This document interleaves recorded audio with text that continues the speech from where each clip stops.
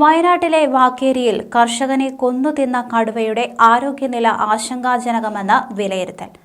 കടുവയെ പുത്തൂരിൽ എത്തിച്ച ചൊവ്വാഴ്ച ഉച്ച കഴിഞ്ഞാണ് മണ്ണുത്തി വെറ്റിനറി സർവകലാശാല സർജറി വിഭാഗം തലവൻ ഡോക്ടർ ശ്യാം വേണുഗോപാൽ കടുവയെ നിരീക്ഷിച്ചത്. ചികിത്സ തുടങ്ങിയിട്ടുണ്ട്. കടുവയുടെ മുഖഭാഗം തകർന്ന അവസ്ഥയിലാണ്. കടുവയുടെ സംരക്ഷണവും പരിചരണവും വെല്ലുവിളി നിറഞ്ഞതാണെന്ന് പാക് ഡയറക്ടർ ആർ കീർത്തി പറഞ്ഞു. മുഖത്തും ദേഹത്തുമുള്ള ആഴത്തിലുള്ള മുറിവുകൾ ഗുരുതരമെന്ന് കണ്ടെത്തി.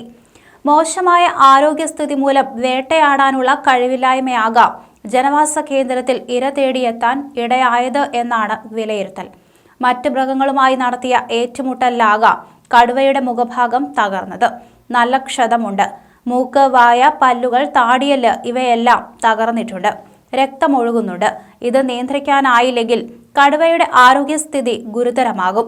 കടുത്ത അവശതയും ക്ഷീണവും കലശലാണ്. പൊതുജനങ്ങൾക്ക് കടുവയെ കാണാൻ വിലക്ക് ഏർപ്പെടുത്തിയിട്ടുണ്ട്. പുത്തൂർ സുവോളജിക്കൽ പാർക്കിലേക്ക് മാറ്റിയ വയനാട്ടിലെ നരഭോജി കടുവയ്ക്ക് മികച്ച ഭക്ഷണവും ചികിത്സയും നൽകി ആരോഗ്യം തിരിച്ചുപിടിക്കാൻ ശ്രമം നടക്കുന്നുണ്ട്. കാട്ടിൽ മറ്റു മൃഗങ്ങളുമായി ഏറ്റുമുട്ടൽ നടന്നിരിക്കാമെന്നാണ് ഡോക്ടർമാരുടെ അനുമാനം. ചികിത്സ കരുതലോടെയാണ് ഡോക്ടർമാർ നടത്തുന്നത്. പ്രായമായ കടുവയായതിനാൽ ശ്രദ്ധ ആവശ്യമാണ്. 40 മുതൽ 60 വരെ ദിവസം ക്വാറന്റൈനിൽ നിർത്തും. ഈ സമയത്തിനുള്ളിൽ ആരോഗ്യം വീണ്ടെടുക്കണം. കടുവയ്ക്ക് 200 കിലോയോളം ഭാരമുണ്ട്. രാവിലെ പുത്തൂരിൽ എത്തിച്ചപ്പോൾ തന്നെ പ്രതിരോധ കുത്തിവയ്പ് നൽകിയിരുന്നു.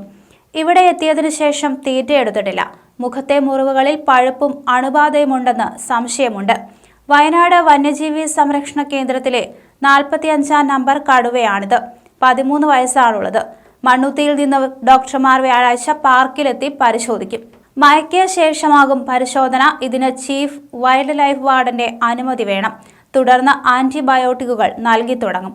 വെറ്റിനറി സർവകലാശാലയുടെ ഫീൽഡ് സ്റ്റേഷനും പുത്തൂരിലെ പാർക്കിലുണ്ട്.